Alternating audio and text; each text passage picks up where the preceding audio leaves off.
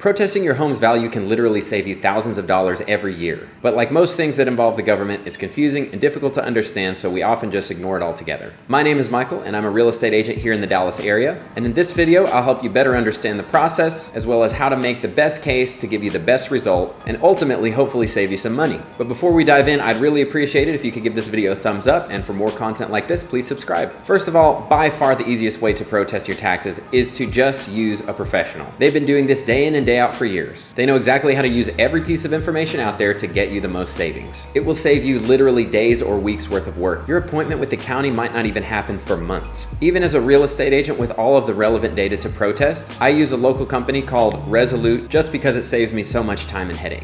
The beauty of it is that it costs you nothing. They only get paid if you get paid. So if they don't save you any money, you don't pay them anything. They make 40% of whatever they save you. So this is the easiest way. You can just do it from your couch. No calls with the city, no scheduling appointments with the city, no going to a hearing. You just go on enjoying your lives. And this is not a sponsored video. This is just speaking from experience. If you're interested in learning more or want to try this for yourself, there will be a link in the description. And for the rest of you who just have a lot of free time and really want to do this yourself, here's what you need to do. Step 1 is to file your protest. Around April 15th, if the city increases your assessed value, then they have to send you a letter in the mail. That letter will tell you your new assessed value, how much you'll owe in taxes, and it'll tell you where to protest. But if you didn't get a letter because your property values did increase, you can just Google DCAD, that's DCAD, and the Dallas County Appraisal District will come up. You can search for your address and you can just click, and if it has an assessed value there for the previous year, then you know that the values have been released and you can now protest. The most important part of this is from the time they release the value, you have 30 days to file your protest. So just to be safe, regardless of when your letter gets there or whatever, May 15th, that's your day. You have to have filed your protest before May 15th or it's too late. And even if you don't get a letter because your value didn't increase, you should still protest. Because if the city wasn't able to find a reason to increase your values, there's a pretty good chance you could make a case why your values should have gone down. Step 2 is you can request the info from the appraiser at the city, because by law, they're required to provide you the data they use to come up with your valuation at least 2 weeks before your hearing date, if you request it in time. So again, timing is important. If you wait until a week from your hearing, they don't have to provide you the data. So if they bring any new evidence that they didn't provide to you at the hearing, they won't be allowed to use it in the hearing. But you're not gonna know if they brought new info if you didn't request it in the first place, as well as seeing what comps they used will really help you to build a case on why your house is worse than these houses, why yours should be worth less than each of these houses. So it is a huge tool for you. You have to ask them what data they used. Step 3 is you have to document all of your defects. Again, the point here is you're building a case, you see all of the houses that they use, you're gonna go look them up, find pictures of them, and you're gonna say,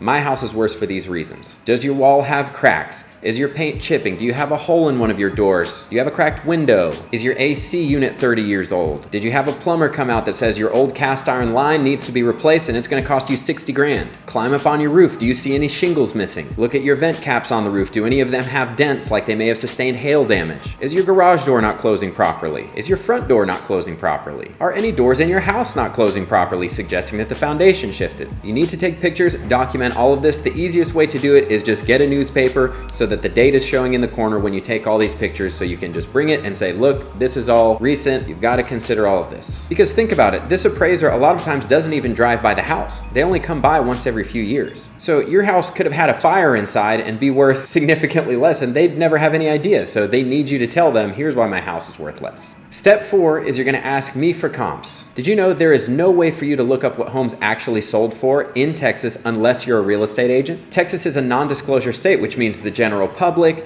the county, or anybody else are not entitled to know what properties sold for. This also includes Zillow and other websites that will give you home estimates. So Zillow can only see what was the last list price and did the home sell. It has no idea. The home might have sold 30 grand over or 30 grand under. Zillow has no idea. Because of this, it is very important that you do not tell them what you bought the home for or what your home appraised for. They are going to ask you. If you voluntarily give them this information, you're making the whole case for them. You're gonna tell them exactly what it should be appraised for, when in reality, if you had just done the rest of the work, you could have potentially gotten it assessed for lower than you bought it for. But if you tell them, I bought it for $450, they're gonna say, okay, it's worth $450, and you're done. Your goal is to get them to assess the property for as low of a valuation as they can. Don't do the homework for them. Now, if you provide them all the data and you bought it for $450 and they still say it's worth $475, then I guess at that point you could say, see, I bought it for $450, and then they'll come down. But don't start out by giving them your whole case. So again, you're gonna find out which houses the city is using, and I'm gonna take a look and say,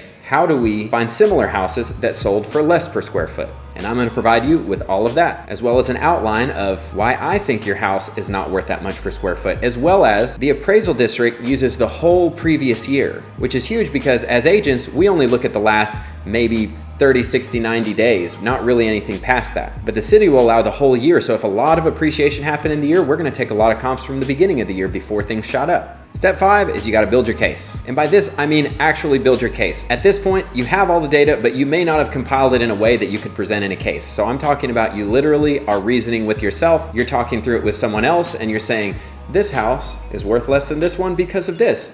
This house had a new roof. This house had this, and you're just going through and looking for any detail you can of why your house is worth less than every single one of these. This is everything. Like, your case has to be airtight. They have to be able to see this and go, okay, yeah, that house has a new roof. Yours is 30 years old. There should be a price difference for that. You're going to be reading all the old property descriptions. If this one says it has a new sewer line and yours is going to be 60 grand to replace, there should be an adjustment for that. So you're going to outline this property by property, and that's how you're going to get the best result. You have to remember, feelings don't matter, thoughts don't matter, only data matters. They don't care if you're upset. They don't care if you think your home should be worth less. They don't care if you would sell your home to them right now for that price. None of that matters. The data matters. Take the time to build a solid case. And this might mean actually getting a plumber to come out, giving you an estimate that says you need a new sewer line and it is going to cost you $60K. We're going to have to tunnel under the whole house, and that's what it's going to cost.